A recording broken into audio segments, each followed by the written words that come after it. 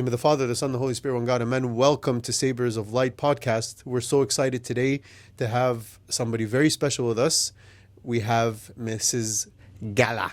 Gala. Hello, everyone. I'm trying to pronounce it in the most authentic way ever. Thank you. Hi, Gala. That. Hi, how are you? I'm doing good. Gala is one of our beautiful youths that's been in the church for a few years now. I had the blessing of baptizing her, and basically since I was ordained, I've known her and her husband Abenob, amazing people. Gala, thank you so much for making the time to be with us. Yeah, of course. I'm excited. Podcast. We have so much to talk about, a lot of exciting things. But first, tell us the meaning of your name, because it's a very interesting name. Yeah, so I guess there actually is a dictionary definition, two different definitions. One means apple, so you can find me at the store, Gala apples. Gala apples. And it also means party, like a gala event. So my mom, like, she just really liked the idea of, like, when people think of me or they say my name, is like a big event or a big party. So yeah. So we all know who was the reason that Adam and Eve fell. Gala, the apple, right? It was me. And also parties don't do that, right? Yeah. So your name is I guess it's a sin. No. No, that's awesome. Yes, actually, every time I see Gala apples, I'm like, I know the authentic Gala. Like, I know the original, the OG. Yeah. The OG. I actually just taught Abuna Athanasius today, earlier when we were talking to him. I taught him OG. Oh, you did? Yes. How did he take that? He was a little bit confused at first, but then I explained it to him, and I was like... He got to stay in with, like, the slang, you know? Yeah, he has to. He has to. Then he told me I'm not going to use it. I'm like, why? He goes, I don't want to be fake. I was like, okay, fine. Gotta stay authentic. Yeah, but yeah, so you're the OG Gala. Gala, where does your name come from? What's your ethnic background, if I may ask? Yeah, so I was born in South America, actually, in Uruguay. So I came when I was like 2 years old. Me and my mom just kind of wanted, like, when my mom has an idea or she's like really persistent about something, like, she just executes it. And she was in Uruguay and she was like, I just don't want to live here anymore. I want to go over there and start a new life and do opportunities, you know, like the immigrant dream, you know, just going into America and just like learning new things and starting new things. And so we came over here, and she tells me all the time, like, if it wasn't for me, we'd be in Uruguay and you wouldn't have all these opportunities. And I was like, well, thanks. And I do love it here, but I do miss it over there. I've never gone back. Like, since I left, I've been here the whole time, and it is on like one of my it's on my to-do list because all my family's over there. I only have like my mom here and my sister here, and now Abenub and his family. So yeah, like the family's expanded, but I definitely want to go back. So Uruguay, huh? Yeah. The land of Luis Suarez, who was a very famous him. soccer player. Yes. I grew up a Barcelona fan, so yeah. Okay, cool. So do you play soccer? Do you enjoy watching soccer or anything like that? Actually, I played soccer when I was little, but I feel like everybody played soccer when they was little, and I was the goalie, and I wasn't a really good goalie. There was this like memory that I have of me going to the other side of, because my team was, I don't know, I can't remember if my team wasn't good or if the other team wasn't good, but they were just in the middle for like 30 minutes, and at a certain point I got bored. And then I walked to the other side to go hang out with the other goalie, and I was like, hey, like, how are you? Having a gala. Yeah, basically, we were having a party on the other side, and my mom is just yelling, go back. And I was like, well, nothing's happening. Yeah. So, yeah. Nothing as scary as Spanish-speaking parents on the sidelines. Growing up playing soccer, like, we were terrified. There was this one kid, his name was Simon.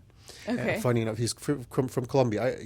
This was back in Canada. There's a big Colombian population, and his dad, like, we're talking U10 soccer, right? And his dad would always like be yelling from the sideline, and be like, Simon, Baha, Baha, Baha. Until today, I don't know what Baha means.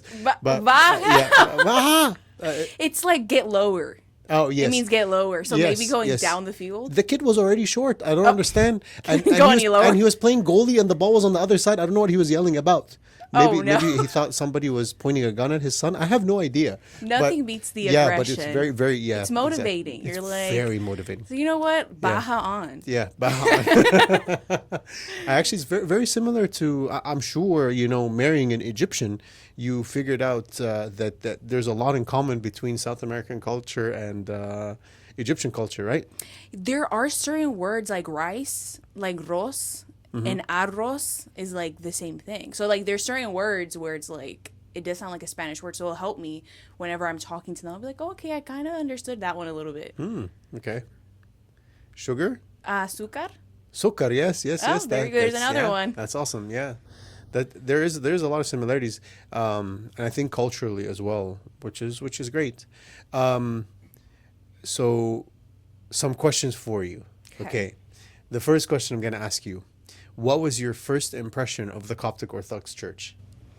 Honestly, that it was very beautiful. Like the church itself is so beautiful and captivating, and I really liked the whole ceremony and the incense and just the singing and the unity within everybody. Like you could just really feel that love like in the church and how everyone's so connected, and I like that everyone just knows what to do as well. Like you just come in and to like the certain phrases, and I also like how that there's like the priest and then the deacon and then the people, because then I'll know when to come in, so I like that routine in the system. Yeah.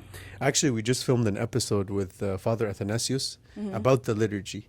And he was talking just about how every part of the liturgy being organized is full of symbols and the roles. Actually, and he mentioned the exact same sentence about like the role of the priest, the deacons, and like how everything kind of like goes from the altar all the way to the priest, to the deacons, to the people, and all of this stuff.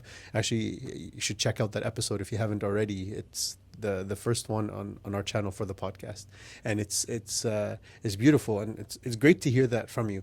I'm sure part of the experience that you've seen is how our church is filled with kids. Any Coptic church that you go to, what's your impression about the Coptic Orthodox like children? I know that you work with children, right? Yes, I do. That's your career. So when you see the kids in the church, tell us some things that you notice, and like.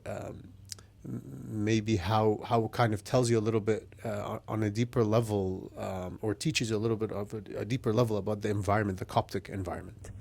Well, with the children, I do find it very beautiful how they all seem very excited. Like your son as well. Like whenever he just like sees what is it? Pope Carlos. Yes. Like when he sees him, he's just like in And awe, Jesus, and he's like very excited, and they're just like I love that it just brings them this happiness and this like a safety and a security. And I think just like growing up with so much love, because that's something about this church, and I've talked to you about it, that I really enjoy, that you can really tell that everyone cares about each other and that there's like a lot of love in the church. And so I feel like children really benefit from that unity and that safety and that security, because every child needs a good mentor, like a good like a person to lead them. And I think like them spending time here or in the place of faith is just really beneficial to them and like the family overall. That's very nice to hear. So tell us a little bit about your career. I know that you work with kids. Tell us a little bit about exactly what you do. Yeah, so it's been a journey, if I can say. I started off as a secretary for a couple years. I was a counselor secretary, so I've always been around like mental health and children. And so as counselor secretary, I had students that would confide in me. Me also being younger, I feel like it made them feel a little bit comfortable, like I understand them a little more. And so I started off as counselor secretary, and then I would move up as bookkeeper, and then essentially stepping into my role now. So my official title will be a communities and schools coordinator. So I work with the counseling department. I'm a part of the counseling team, and I basically provide resources to students that are in need. So if they need food or if they need clothes, clothes.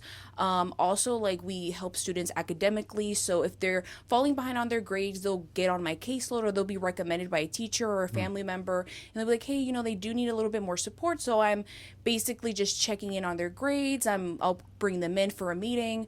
I can also help with attendance. So if there's students that miss a lot of school, it's just like three tiers, right? So it's academics, attendance, basic needs, and behavior. So a lot of behavioral issues, like in the classroom, or if they're acting out, all they're always consistently in the AP's office or in the administrator's office, then they could be recommended to me, and I'm just kind of pulling them to the side and trying to get into the root of what's going on, and I'll recommend them to the counselor, just kind of like a pit stop, but also as a mentor for them, and like just somebody to look out for them in those three areas or four areas. That's actually very awesome, because that gives you a lot of perspective about the kids' needs today, like their needs, and as well as the struggles that they go through. Like, one of the things as a priest that I always see is, of course, when people come for confessions or for advice, or just being around the children in Sunday school or their activities, you learn a lot about the kids just from seeing them in their environment. And I feel like it's something that's very, very valid. I guess from my perspective, I see a lot of the struggles that kids go through today could be what I like to call misjudged upbringing, where parents think that bringing them up in a certain way is what's going to be fruitful, but it just comes off as harsh or traumatizing or something like that, or negligent parenting, for example, or bullying. Like, there's many things that you see the effects of on the kids today. So let's talk a little bit about that. You said that you see a lot of struggling kids academically, and when it comes to academics, I'm sure you'll agree with me that someone struggling academically, there's a reason behind it. It's never just like the kid not being intellectual, because kids today are 10 times smarter than, like, I'll speak for myself. Like, kids today, like they are very, very smart, and you see it in all of their activities. What are some things from your perspective in schools that maybe you can bring to light to the parents that may not see a lot of the stuff that happens in schools? Some things to bring to light about what could be affecting academic performance from your perspective. Yeah, so the school that I teach, that I work at, it's mainly ninth graders. And so in ninth grade, it's like kind of like they're coming into that age where they're trying to identify who they are, or there's like a lot of insecurities and trying to find like where they belong. And a lot of things that students struggle with is just like making friends, or there's a lot of like social pressure to try things that maybe they've never tried before, and it's very open now. I guess like in a deeper subject, there's like a lot of substance abuse that I've noticed like at the school, and it's kind of like a very growing issue that we have going on. So like, let me like stop at this point, because it's something that sometimes we lose light of. So substance abuse is something that is growing more and more. Yes, we actually just got more metal detectors in the school, because it's just so frequent. Like, there's students that we have selling, we have students that are carrying it with them in their person, and a lot of the times they reach that point because they've gone through struggles in the past, right? With their family, traumas, losing a parent, losing a family member, or just like a big life change. And it's something that we call like an anniversary. And so whenever a specific traumatic event happened, their behavior starts changing, or the way that they express themselves is different, or they don't become the same person that they were, and they'll like fall into substance abuse because it's been like such a uproaring thing. And so I don't want to just like say it's just substance abuse. There's such a plethora of examples, but students also will fall back if they aren't satisfied with their academics, or if they're not finding like that social circle. I have a lot of students, they'll come and feel very lonely, or they'll be in a relationship and then they'll break up with a boyfriend or a girlfriend, and they're just distraught. And like with teenagers, I think a lot of it's like their dating and their friends. Like sometimes they'll grow out of things and or people and they don't know how to navigate those feelings, or they'll bottle up all of their feelings and they don't know how to express it. And so they'll become very lonely and seclude themselves and they don't know how to communicate. And that's something that I'll try to encourage the students to do is communication. Like I'm so big on communicating because it's good to express those feelings. It's good to talk to someone that you trust and having a good mentor. And that's why I really enjoy about my job that I'll have a student come in and I feel like me being there for them as a mentor and then feeling like there's someone in their corner could bring that normally brings those things up, right? And that's essentially why we have CIS coordinators in school, because whenever you have someone caring and they actually are like, hey, like I'll call a student and I'm like, hey, you have like a C right now in this class, or I've noticed you walking by yourself lately, or I've noticed you haven't been hanging out with your friends a lot. Like they'll kind of be taken back, like, oh, like someone noticed or someone's worried about me. And that goes a long way with them. They feel very like alone. And I think when they feel like there's someone in their corner, it really helps bring up that self-esteem. It helps them be more confident and want to essentially like make that person proud. So kind of like how we're talking about with the children here at the church, them being able to have that sense of family or a group of people that's concerned or rooting for their success. I feel like that really helps children grow and want to be better. That's a very good way to put it. And I want to ask the viewers to hold on to this point of having somebody in their corner. This is a major phrase that I want us, even if we can, when we edit this, to have this as a phrase kind of in the corner or something like that, or even call this episode "Be in Our Child's Corner," something like this, because it's essential. So let's hold on to this point. But going with what you're saying, you mentioned a few things that definitely bring to light some things, especially for our parents, and maybe those who have moved, have immigrated and are assimilating or trying to adjust to the culture here. The idea of the challenges. You mentioned two things, which are friendships and dating. And definitely these are two things that we advise very strong discernment in the church, especially with friendship, and then with dating we advise against dating for especially in the high school age, until maturity, enough maturity. And some people translate as college, some people say graduate from college, which is definitely, of course, the more and more you think about it, the more that you see that this point of view is very correct. But it brings to light that a lot of the confusion that happens with our children is the fact that they are surrounded by this kind of environment, that everybody's dating everybody, everybody's being friends with everybody. They got all these different coping mechanisms that are disastrous, and this opens doors to many things. I'm guessing attitude-wise, right? A lot of times, unfortunately, and I'm sure you'll understand what I'm saying, is that when we see somebody with a bad attitude, we automatically assume this is a bad kid, right? How many times we had this is a bad kid, a bad negative influence, right? This is he's trouble. Well, actually, there's a lot of stuff behind that. It's they're just looking for survival. Yeah, now that you're touching that point, I do want to share an example. Yes, please. I had this student where he came in, I was in the AP's office, and I was talking to one of the administrators, and he comes in and he was like, he looked like he didn't sleep that night. His clothes were just like slept in, and he just came in so scared. And we asked him like, what's going on? And he just said like, I'm just scared, like I'm feeling suicidal. He tells, and we're like, He straight up said that? yeah, he just came in and said, I'm suicidal. just came in and said that. And so, we call one of the other counselors and we close the door, and he tells us about how that night his truck got stolen. He has like a big expensive pickup truck, and mind you, this is a 14, 15-year-old little Man, boy. He has this huge truck, right? And then he's driving, and that this car comes up, I'm in the and wrong career. I'm in the wrong. I know. No, I'm just kidding. I was like, I don't even have a truck.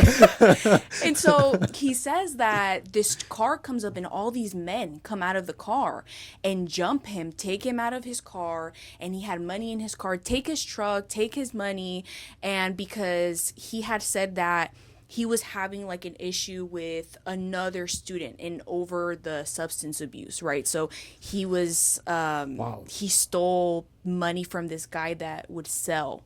And since he stole that, the family, it was a family, like almost like a family business, they come and they take all his stuff, and he's just sitting here like that he's scared and that he's going to come after them and that he's going to basically like they're going to get theirs, is what he said.